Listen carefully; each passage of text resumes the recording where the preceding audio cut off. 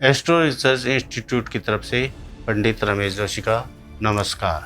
जैसा कि अपन इससे पहले के एपिसोड में अश्विनी से लेके आश्लेषा नक्षत्र तक विस्तृत चर्चा कर चुके हैं।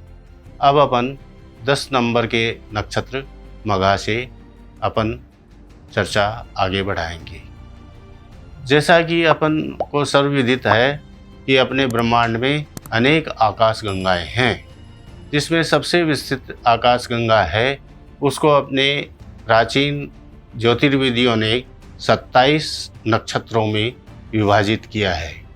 जैसा कि ब्रह्मांड का मान 360 अंश होता है टोटल, उसमें से 27 नक्षत्रों को विभाजित किया गया है जो अपने सूर्य के बराबर चक्कर काटते रहते हैं। आकाशगंगा में अनेक तारे हैं और तारिकाएं हैं। ये सब प्रकाशमान है और गतिशील है, इनमें कोई जड़त्व नहीं है। ये बराबर गतिशील है, सूर्य के बराबर चक्कर काटती रहती है और ये अपने आप में पूर्णतया प्रकाशमान है। तो 27 नक्षत्र में एक नक्षत्र का 13.20 अंश मान होता है और अपनी एक राशि 2.25 नक्षत्र से बनती है। एक राशि का मान 30 होता है। 12 राशियां हैं तो 30 × 12 को अपन मल्टीप्लाई करेंगे तो पूरा 360 का मान आता है और यही मान अपना ब्रह्मांड का है। प्रत्येक नक्षत्र को 4 चरणों में विभाजित किया गया है। एक चरण का मान 3.20 अंश है। एक नक्षत्र के 4 नक्षत्र में भी उसके भी पार्ट किए गए हैं। ये पार्ट इसलिए किए गए हैं, कई दफ़ा ये हो जाता है कि भी यमल जातकों का जन्म होता है, लेकिन क्या है कि जैसे मान लो 1 मिनट के पश्चात ही दूसरा बच्चा हो गया तो उसकी जन्म पत्रिका में अपन फलादेश देने में अगर अपन नक्षत्रों की गहराई में नहीं जाएंगे तो अपन फलादेश करने में विफल रहेंगे। इसमें नक्षत्रों के पार्ट, एक चरण को नाड़ी की रश्मि और रश्मि की क्रांति सूक्ष्मतर इकाई है। इनका ज्ञान होने पर यमल जातक के फलादेश को बताया जा सकता है, क्योंकि इस सूक्ष्मतर पर जाने पर ही उनके गुण धर्म बदल जाते हैं। ये क्रांति के फल से जातक के भविष्य स्वभाव का पता लगाना संभव है। वरना कई दफ़े ज्योतिषी से ये कई प्रश्न भी कर लेते हैं कि भाई ठीक है, एक बच्चा 3:02 पर हुआ है, दूसरा बच्चा 3:03 पर हुआ है। तो अब अपन जानते हैं कि न लगन बदलेगा न नक्षत्र बदलेगा और तो और नक्षत्र का चरण भी नहीं बदलेगा। तो इसका मतलब ये थोड़ी हो गया कि दोनों जातकों का एक सा भविष्य रहेगा। ठीक है, उनकी शकल सूरत एक सी हो सकती है और ये भी मान के चलो कि भाग्य तो एक हो ही नहीं सकता, क्योंकि वो अपने आप में 2 जीवात्माएं हैं, अलग इकाई है। ये अब नक्षत्र के रश्मियों तक जाएंगे तो उनके कुछ फलादेश कह सकेंगे, उसके स्वभाव के बारे में, किस प्रकार का कार्य करेगा और करेगा। तो इसलिए नक्षत्र अपने आप में अति महत्वपूर्ण है। कई दफ़ा अपन देखते हैं कि चंद्रमा की दशा चल रही है, चंद्रमा का ही अंतर चल रहा है और चंद्रमा का ही प्रत्यंतर चल रहा है, लेकिन जातक के अपन जानते हैं कि चंद्रमा जल तत्व का है, लेकिन उस जातक के उस समय अग्नि से परेशानी हो रही है, कभी करंट आ रहा है, कभी किसी त्वचा को बर्न हो रही है। तो ये सब देखते हैं तो अपन देखते हैं कि ये चंद्रमा जो जल स्वभाव का है, ये जातक को अग्नि से पीड़ित क्यों कर रहा है। तो अपन इसकी गहराई में जाएंगे तो अपने को पता चलेगा ये नक्षत्र सूर्य के नक्षत्र का है। सूर्य आग का गोला है और वो अगर प्रभावित हो गया तो उससे वो प्रभावित होता है। और तो और जातक के सभी अंगों के नक्षत्रों को 27 नक्षत्र में विभाजित किया गया है। जैसे कृतिका है, कृतिका को सिर बताया गया है, लेकिन सिर में भी कृतिका के प्रथम चरण को, ललाट जो मुख्य आगे का ललाट है उसको बताया गया है। तो इन नक्षत्रों का अगर अपन गहराई से विस्तृत ज्ञान प्राप्त कर लेते हैं तो अपने को काफ़ी चीज़ें जो भविष्य फल करने में अपने को काफ़ी सुविधा हो जाती है। पहले एपिसोड में अश्विनी नक्षत्र से आश्लेषा नक्षत्र तक आपको विस्तृत बताया जा चुका है। आज अपन इस एपिसोड में मघा नक्षत्र से 9 नक्षत्र तक अपन विस्तृत चर्चा करेंगे। मघा नक्षत्र है, मघा नक्षत्र वार नक्षत्र है। इस नक्षत्र में जिस जातक का जन्म होता है तो वार शांति करानी चाहिए। वार शांति का मतलब है नक्षत्र शांति। जब मघा नक्षत्र पुनः आता है तो उस दिन इस ग्रह की शांति कराना चाहिए। अब ये है कि मघा नक्षत्र में जिस जातक का जन्म होगा तो उनका किन अक्षरों पर नाम रखा जाएगा। 4 चरण होते हैं और 4 ही अक्षर होते हैं उस नक्षत्र के। तो इस मघा नक्षत्र में जन्म लेने वाले बच्चे का नाम माँ, मी, मू, मे पर रखा जाएगा। अब मघा नक्षत्र में जन्म होता है तो उसकी जन्म राशि सिंह होती है और मघा नक्षत्र का देवता पीतर है। मुख संज्ञा इसकी अधोमुख है। अब अपने विचार आता है कि ये मुख अधोमुख बता रहे हैं, ऊर्ध्वमुख बता रहे हैं, तिर्यक बता रहे हैं, ये किस लिए बता रहे हैं? इसका मतलब ये होगा ये अधोमुख है तो अपने जो भी कार्य जो जमीन से गहराई में खुदाई से जो कार्य होते हैं वो अधोमुख नक्षत्र में किए जाते हैं। ट्यूबवेल बना रहे हैं तो वो खुदाई का काम हो गया तो वो अधोमुख में करना चाहिए। नींव वो भी गहराई में खुदाई करते हैं तो वो भी अधोमुख में करना चाहिए।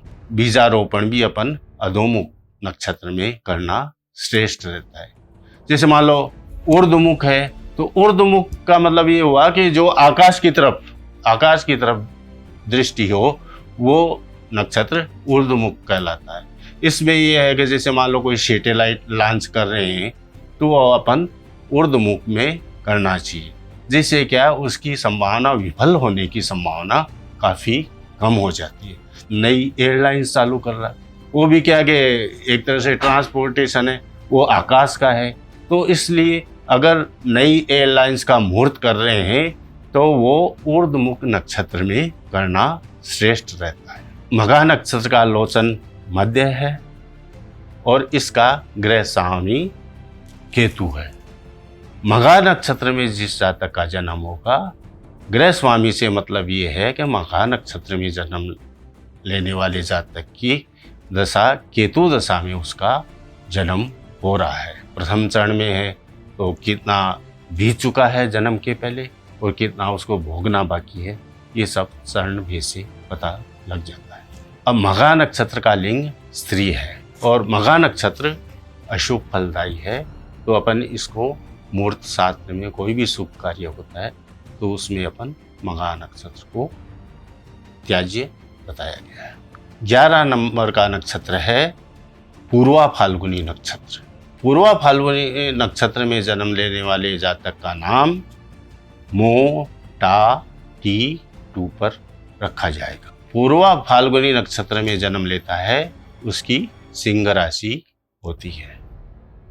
देवता इसका भग है, मुख संज्ञा इसकी अधोमुख है। इस नक्षत्र की भी जो मुख दृष्टि है वो नीचे है, मतलब नीची दृष्टि दिखने वाली है और इसका लोचन सुलोचन है।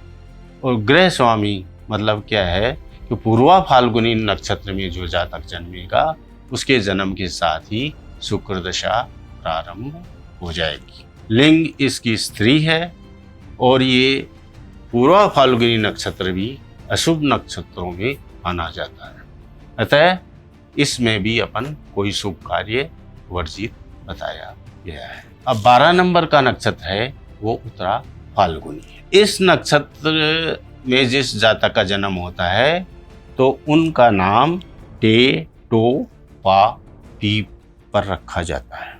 उत्तरा फाल्गुनी के प्रथम चरण तक सिंह राशि रहती है, उसके पश्चात बाकी के 3 चरणों में कन्या राशि मानी जाती। देवता इसका आर्यमान है, मुख ऊर्ध्वमुख है, इसकी ऊपर देखने की दृष्टि है। लोचन अंध है, सुलोचन, अंध, मध्य, ये दृष्टियों का क्या मतलब है, इसका क्या उपयोग हो सकता है। अंध लोचन का मतलब परिवार में कोई वस्तु की चोरी हो जाती है, गुम हो जाती है, तो उसमें अगर जो पीड़ित जातक है अगर ज्योतिषी के पास में आता है तो वो ज्योतिषी उस नक्षत्र का ये दे के भाई अंध नक्षत्र में ये वस्तु गई है, इसका मतलब ये है कि अंध नक्षत्र में गई है तो वो वस्तु वापस आ जाएगी, मतलब वो घर से बाहर नहीं गई है। अंध नक्षत्र में कोई वस्तु जाती है तो या तो कोई परिवार का उस वस्तु को ले लिया है या कोई इधर उधर वो घर में ही वस्तु गिर गई है और वो अपने को नजर नहीं आ रही। इसलिए अंध नक्षत्र का ये बताने का ये तात्पर्य है कि इससे भी अपन कोई चीज का फलादेश कर सकते हैं। ग्रह स्वामी इसका सूर्य है। ग्रह स्वामी का मतलब यह है कि उत्तरा फाल्गुनी नक्षत्र में जिस जातक का जन्म होता है उसकी जन्म के साथ ही सूर्य दशा प्रारंभ हो जाती है। लिंग इसका स्त्री है और ये नक्षत्र शुभ है। बार बार में हम बता रहे हैं इसमें लिंग स्त्री है कि पुरुष है, तो कई दफ़ा ये होते हैं कि जातक आता है कि भाई ठीक है मेरे प्रथम बच्ची हो गई, अब द्वितीय संतान में लड़का चाहता हूँ, तो उसमें क्या है कि गर्भाधान जो मुहूर्त बताया जाता है तो उसमें ज्योतिर्विद ये देख लेता है कि भाई इस टाइम ये नक्षत्र रहेगा, इस टाइम पर गर्भाधान होगा।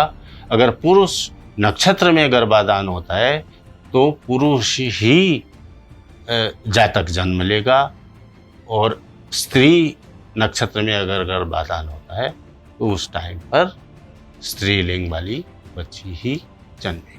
उत्तरा फाल्गुनी नक्षत्र शुभ माना गया है, अतः उत्तरा फाल्गुनी नक्षत्र में शुभ कार्य किए जा सकते हैं। अब 13 नंबर का नक्षत्र है वो हस्त है। इस नक्षत्र में जन्म लेने वाले जातक का पू, सैण, ठे नाम पर अक्षर रखा जाता है और इसकी राशि जन्म राशि कन्या होती है। देवता इसका रवि है।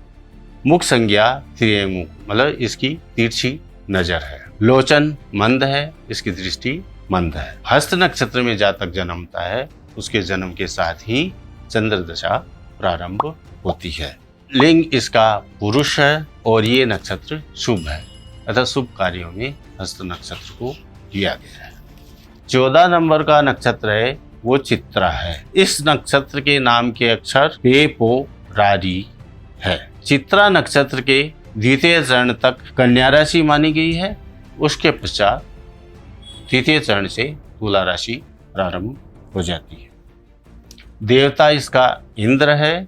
मुख संज्ञा इसकी तिर्यमुख है, मतलब तिरछी नजर है। लोचन ये मध्य है और ग्रह स्वामी मंगल है, मतलब चित्रा नक्षत्र में जो जातक जन्मेगा उसके जन्म के साथ ही मंगल दशा प्रारंभ हो जाती है। चित्रा नक्षत्र का लिंग स्त्री है और ये चित्रा नक्षत्र शुभ नक्षत्र माना गया है, अतः शुभ कार्य में अपन चित्रा नक्षत्र को ले सकते हैं। अब 15 नंबर का नक्षत्र है वो स्वाति है। इस नक्षत्र के नाम अक्षर रू, रे, रो, ता है। स्वाति नक्षत्र में जन्म लेने वाले जातक की जन्म राशि तुला होती है। देवता इसका वायु है और मुख संज्ञा इसकी तिर्यमुख है, इसकी भी दृष्टि तिरछी है। लोचन सुलोचन है। स्वाति नक्षत्र में जो जिस जातक का जन्म होता है उसकी राहु दशा प्रारंभ होती है। लिंग ये स्त्री है। ये नक्षत्र भी अशुभ फल माना गया है। 16 नंबर का नक्षत्र विशाखा है। इस नक्षत्र के नाम अक्षर ती, तु, ते, तो है। विशाखा के तृतीय चरण तक तुला राशि है और चतुर्थ नक्षत्र से वृश्चिक राशि प्रारंभ हो जाती है। देवता इसका इंद्राग्नि है, मुख संज्ञा अधोमुख है, लोचन अंध है, यह नक्षत्र अंधा है और ग्रह स्वामी गुरु है। विशाखा नक्षत्र में जन्म लेने वाले जातक के जन्म के साथ ही गुरु दशा प्रारंभ हो जाती है। लिंग इसका स्त्री है, ये भी अशुभ है नक्षत्र माना गया तथा शुभ कार्य में वर्षित है। 17 नंबर का नक्षत्र अनुराधा नक्षत्र है। इस नक्षत्र में जन्म लेने वाले जातक का नाम ना, नी, नू, ने रखा जाता है। जन्म राशि वृश्चिक है और देवता मित्र है, मुख संज्ञा तीर्य मुख है, इसकी भी दृष्टि तिरछी है। लोचन संज्ञा मंद है। अनुराधा नक्षत्र में जो जातक का जन्म होता है उसके शनि दशा प्रारंभ हो जाती है। लिंग ये स्त्री है। ये अनुराधा नक्षत्र शुभ नक्षत्र माना गया तथा शुभ कार्यों में ये लिया जाता है। 18 नंबर का नक्षत्र ज्येष्ठा नक्षत्र है। यह वार नक्षत्र है, अतः ज्येष्ठा नक्षत्र में जन्म लेने वाले जातक की नक्षत्र शांति कराना चाहिए। इस नक्षत्र के नाम अक्षर नो, या, ही, यू है। राशि इसकी वृश्चिक है। देवता इंद्र है, मुख संज्ञा तीर्य मुख है, इसकी दृष्टि भी तिरछी है। लोचन मध्य है, इसका ग्रह स्वामी बुध है। लिंग स्त्री है और ये भी अशुभ नक्षत्र में माना गया है। तो अपन ने आज इस एपिसोड में मघा नक्षत्र से लेके ज्येष्ठा नक्षत्र तक विस्तृत चर्चा की है। आकाश गंगा के बारे में बताया है, नक्षत्रों का मान बताया है। ब्रह्मांड है, उसका आयतन 360 डिग्री है। उसमें 27 नक्षत्र क्रम से अश्विनी से लेकर रेवती तक बराबर बने हुए हैं, बराबर सूर्य के परिभ्रमण कर रहे हैं। सभी नक्षत्रों पर ग्रह परिभ्रमण करते रहते हैं। इससे इनके गुण धर्म नक्षत्रों के अनुसार बनते रहते हैं। अब आगे के एपिसोड में जो बचे हुए 9 नक्षत्र हैं उसके बारे में अपन विस्तृत चर्चा करेंगे और नक्षत्रों के आधार पर जो चोरी हो गया है वो सामान कब, किस टाइम पर, किस दिशा में प्राप्त होगा, इसके बारे में अपन विस्तृत चर्चा करेंगे। आप हमारे चैनल को लाइक करें, शेयर करें एवं सब्सक्राइब करें। नमस्कार।